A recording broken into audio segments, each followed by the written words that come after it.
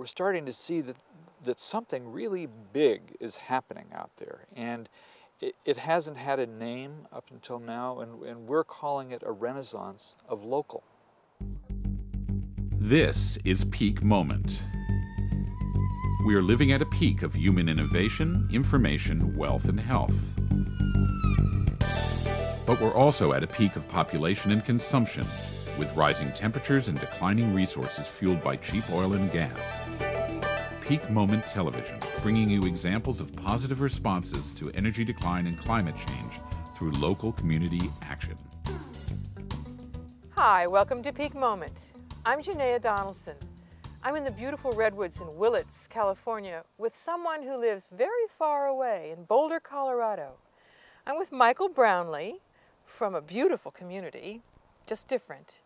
Michael is the co-founder of the Boulder Valley Relocalization and a catalyst, which is an interesting title, of the Boulder Going Local, Inc. So, Michael, welcome. I'm glad you're here. Thank you. Glad to be here. So, localization and going local, what are these about? It's about responding to the realization that the future that's coming at us is something that we're not really prepared for. You know, we talk a lot about what's been loosely called the long emergency, particularly by James Howard Kunstler, as Who you wrote know. a book with that name. Yes, yeah, very successful, very important book. It's one of the first that really brought these issues to mainstream attention. Which are? What are those issues in a nutshell? In a nutshell, the first is peak oil, the peaking of global oil production on the planet, which is likely to arrive pretty soon. I mean, in the next few years, if we're not there already. And so what's the problem with peaking? The problem is that our age of industrial growth fueled by cheap fossil fuels is coming to an end. It's going to become based upon something else, and the something else we haven't quite figured out yet. And it's coming much sooner than almost anyone has been thinking about. So we're pretty unprepared and very vulnerable. So that's one, peak oil. The second aspect of it is, of course, global warming. Yes, yes, of course. Which has been produced, of course, by the burning of cheap fossil fuels all over the planet. So the two are very closely related.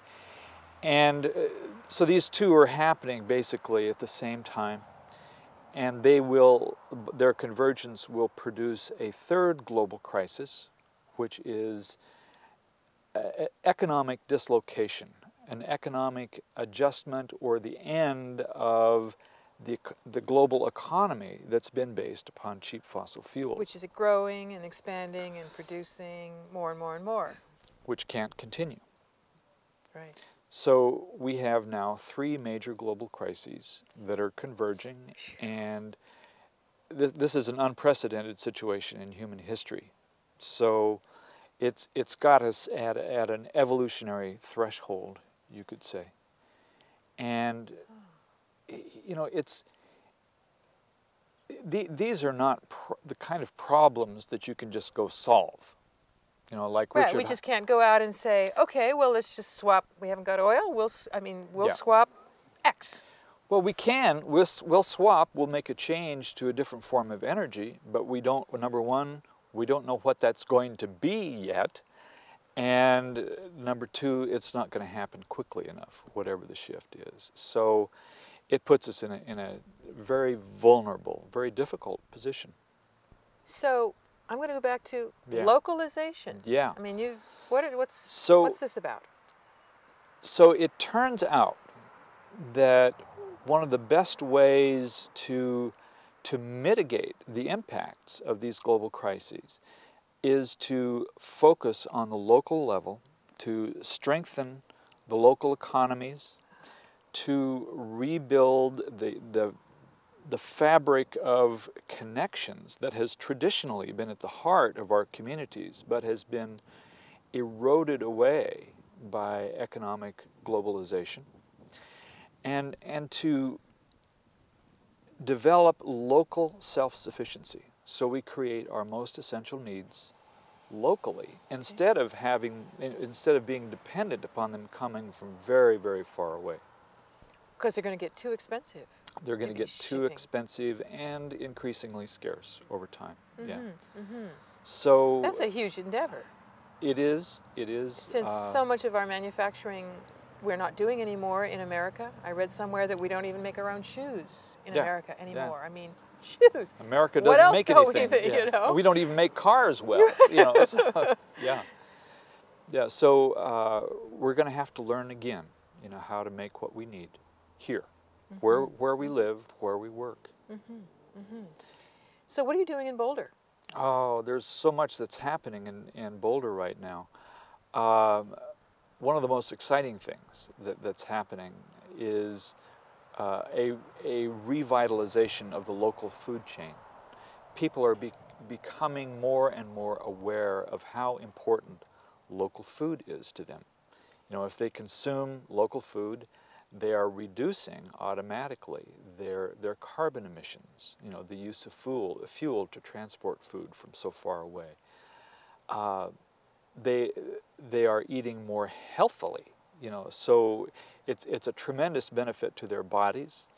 It's a tremendous benefit to their minds as well once they get involved with the local farmers and get out into the fields where their food is being grown. What fun. Make connections with the people who are producing food locally.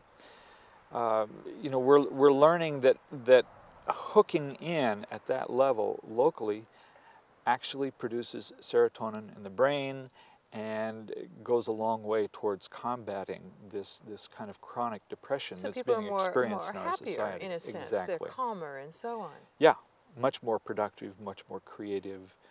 So there's kind of a celebration of local food that's beginning to unfold in Boulder County. Which is probably then countering that lack of community. I mean, it builds community as people getting to know who who raised their eggs and chickens and lettuce and so on. That's what's exciting to me, you know, because I grew up in a small town in northeastern Colorado, and I had a little taste of what community could be, although even there, that's been pretty much eradicated. Most people who are under 40, 45 years of age really have had almost no experience of community. I understand. Yeah. Yeah.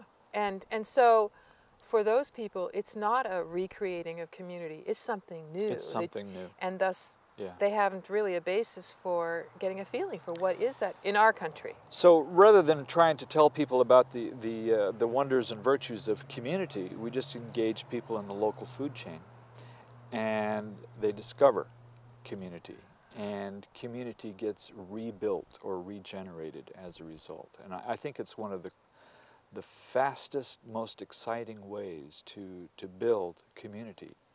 You mentioned earlier, not before we began this taping, a renaissance. I wanted to talk to you about a renaissance of something. Yeah.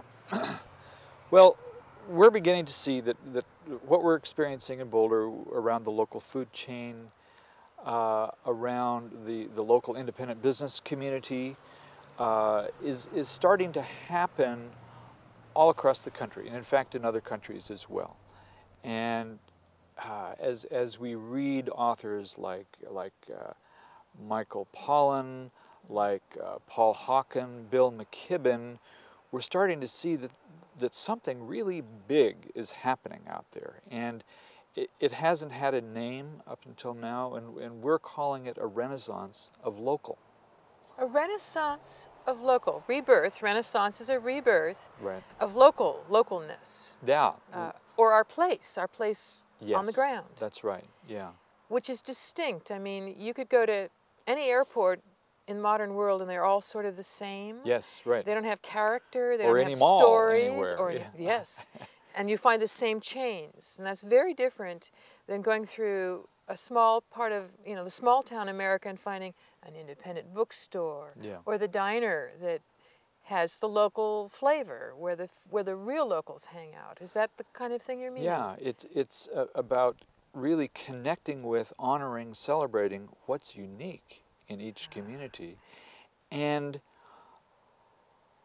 focusing on those very intimate relationships within a community that make a local economy vibrant, strong, resilient, and more able to withstand the impacts of these global crises that are coming. We really need to strengthen our local communities. Because we'll know each other, we'll know who we can turn to do what, we'll know how to, is that? And we'll have more resources locally instead of being dependent upon those resources coming from other places. And in a way that's hard to communicate at first, what's really at stake in all of this is human freedom. Because as long as we're dependent upon our essential needs coming from long distance away or from foreign powers, then we will be forced to pay whatever price we have to for those things. And that's how human freedom could be lost in the name of survival. So if we become more self-sufficient, then we are protecting our freedom. So that's really interesting. To draw freedom, I would add security, Sure. which are totally related.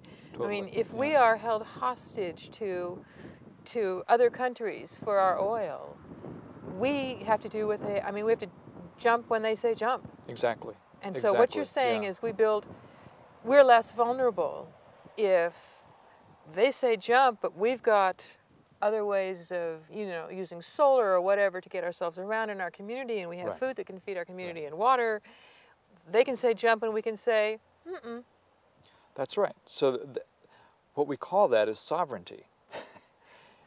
And we need to build and protect our sovereignty at this time. And unfortunately in our society, here in America, our sovereignty has been deeply compromised in ways that we're scarcely aware of because it's happened over time, and we live a fairly comfortable life. Yeah. Well, we've gotten some nice comforts and conveniences out of that, right? Yeah. We get to drive anywhere we want in our most people in our vehicles, and we have affluence in our homes, unheard of compared to the rest of the world, for example, even in a middle-class house. So we've gotten some nice perks. We have. Are you suggesting people will have to, scratch for a living? What kind of picture do you have here? We have learned now, kind of unequivocally, that with just less than 5% of the world's population, we're consuming 25% of the world's resources, energy resources, and that's not merely unsustainable. So it means that we're going to have to change the way that we are living, this age of convenience and comfort and profligate consumption. It must come to an end, and we can either choose to do that now, or the choice will be made for us. We'll have to be backed into it. We'll be pushed into the corner. Yeah. And I know that at the outset, I mean, for that Europe, whose standard of living is about the same as ours, reputedly use about half the energy that we do. So we know that there's some, that we don't need to give up everything. No. To be using far less energy wisely. Yes, yeah. For some people, that will feel painful because we've gotten so accustomed to being wasteful. To some people, it will feel like a sacrifice. And for some of us, we'll make those sacrifices gladly, joyfully, to help bring attention to the issues and to kind of set an example, for what really is possible. We talk about, it's probably a good idea if we reduced our energy consumption by about 80%. And it could be fun. It could be, it's an Yeah. adventure of its own kind. It is an adventure. And I think as we make this energy descent over the next decade or two, what we will discover is each other. You know, we will make new connections that have really been lost through economic globalization. We will learn about community once again, and we will make building community, preserving and protecting community very high priority in our lives. And as a result, I think that we will discover a level of joy and satisfaction and meaning that for many people has been missing for decades. Yeah.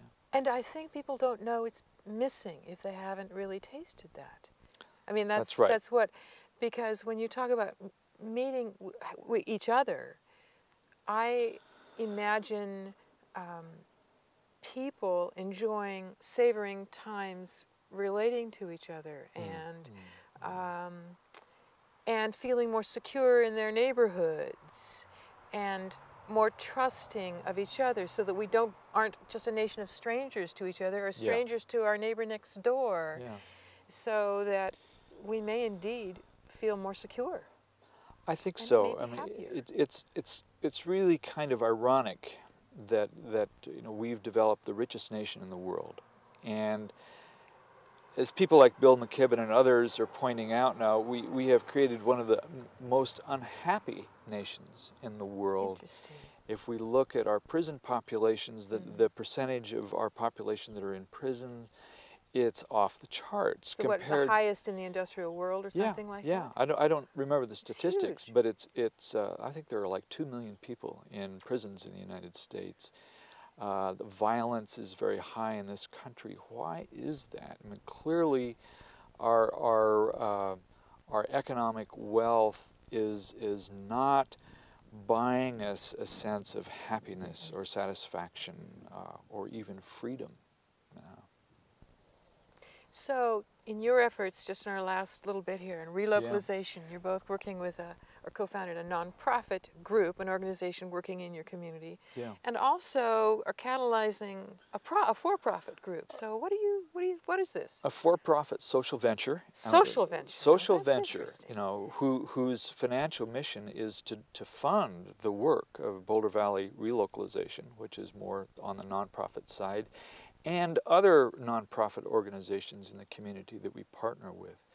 But we've created a business structure that provides support for the kind of work that we're talking about here, rather than being, you know, one more nonprofit organization out there that's knocking on doors asking for money. There's there's something really smart, it seems to me, to have both of those two coupled to each other.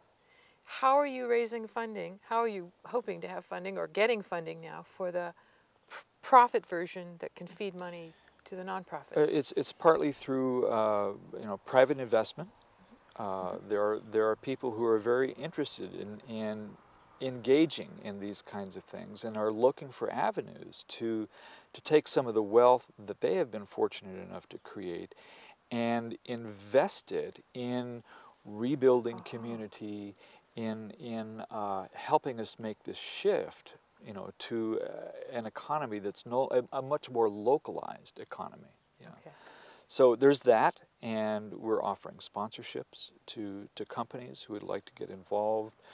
We're doing projects like a 3-day festival and conference that we're doing at the end of September, which will be called A Renaissance of Local, which is really it's a celebration, it's a festival, it's a conference and an expo all People all love together. that. They just love having, Yeah. you know, that kind of fun event. Yeah. We found that in our community. You know, they had a Powerpalooza. People enjoy coming out and celebrating. I bet there's going to be good food. There's going to be excellent food. We have partnered with Slow Food. Slow Food. Slow Food. Tell us, what is Slow Food? Slow Food is an organization that grew up in Italy that celebrates local food, fine cooking, fine local wines, and it's grown up around the world. And there's a large slow food organization in the Boulder area, and they're putting together on the 3rd day of this festival and conference a huge slow food banquet. They're envisioning the world's biggest banquet table, 80 linen-covered tables placed end to end out in the meadow, you know, Oh, with a feast of all local food. Yeah. No. what fun! Definitely want to be a hawk flying over on that one. I mean, that just could be such a view Yeah. of something yeah. unusual. And we're going to use that to bring to more people's attention what's possible. You know, the really positive aspects of making the changes that we're going to be making in the future, that have the extra benefits of reducing our energy consumption, reducing our carbon emissions, and strengthening our local economies. I think that, you know, that what you're doing, you're helping to catalyze here. Boulder has a reputation for being a very conscious community, already being aware of itself as a community nestled there in the Rocky Mountains on the East Coast there near Denver. This feels to me like you're a natural place to take some next step ahead of many other communities. I mean, that's what I imagine. Because you're already forward-thinking. Well, in some ways we are, but in other ways we're a little bit behind the curve. You know, there are many communities that have initiated, you know, Buy Local First campaigns, for instance. We're just getting that going now.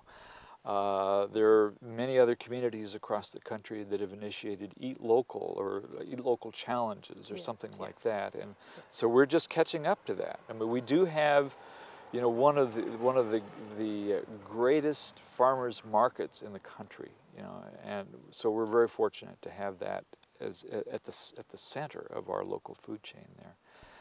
And we've also got some things like Boulder is the first city in the country to pass a carbon tax. Woo. To fund a climate action plan to help reduce carbon emissions there. So tell us what a carbon tax is, or how's that working in Boulder? Well, it is a tax on sales in Boulder. I believe it's on sales that will fund the climate action plan to reduce carbon emissions within the city. Within the city, and then it's being emulated in the county. But the tax is in the city. I mean, it was actually passed by the voters.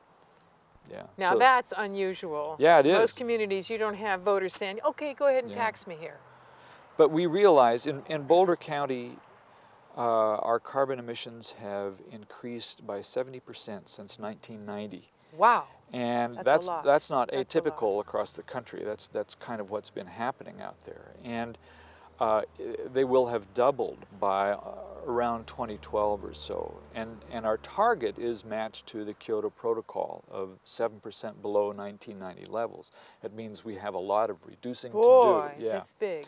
Yeah. And what kind, so in that carbon tax, does that then, you've got your city government doing what? Well, kind right of now things they're mostly doing education.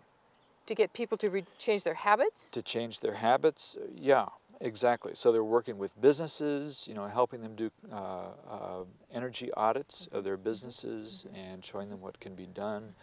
They're working with consumers to help them become aware of how they can change their energy consumption patterns.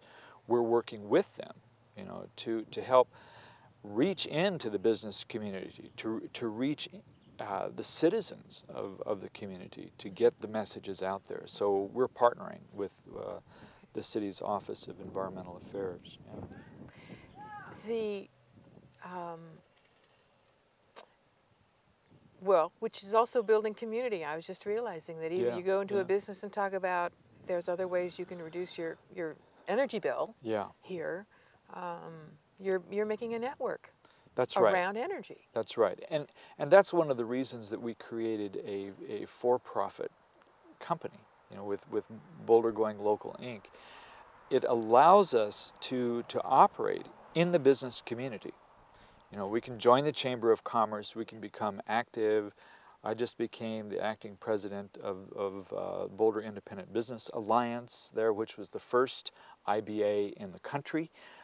Started 10 years ago. Congratulations. And so, you know, slowly we are networking out into the to the business world, which a year ago was really closed to us, you know, because we were considered to be, you know, those peak oil people or something like that. What changed? I think what really changed was our willingness to engage, you know, to engage as members, not just, you know, some citizens group, but to engage as a business with businesses. So it's really increased our credibility. I could imagine. It's like, Yeah. okay, if you're willing to not just be sort of I'm depicting a whining nonprofit or a one-issue only nonprofit organization, but if you're going to play business and aim for a profit and play with the same rules, then you're one of the peers. And, That's right. You know, and so you've That's got to play by this. You'll understand what it's like. But what have to also work. has changed is awareness for so many people. You know, the Time magazine cover article in early March, you know, forget organic, be local. I'm sorry, forget organic, eat local on the cover of Time magazine. That's just an indication that people are beginning to wake up to these issues. And in Boulder, that's certainly the case. Even the county commissioners now in Boulder County are talking to people about how they need to become aware of peak oil and begin to prepare the county for the impact of peak oil. Yeah. To have your commissioners thinking about that and waking up the community to this. That's really wonderful. So we just happen to be doing this at a time when there is this awakening, this spontaneous uprising of what we're calling a renaissance of local. That's so exciting, because your image is that in spite of these big problems that you laid out at the beginning, what you have is some solutions that can bring people together, Yeah. people healthier, strengthen our localities. I mean, it sounds like a renaissance that a lot of people are going to want to be part of. We hope so. Yeah. Yeah. More power to you. Thank you for Well, thank joining you. me. This has been wonderful and inspiring. And I think there are a lot of communities that are going to listen and say, I think we want to do this too. That's what we need to do. We need to listen to each other, see what's really happening out there that's working, share these ideas and get them out there. Touch lots of hearts and minds. More power to you. You're watching Peak Moment, Community Responses for a Changing Energy Future. I'm Janaea Donaldson. Join us next time.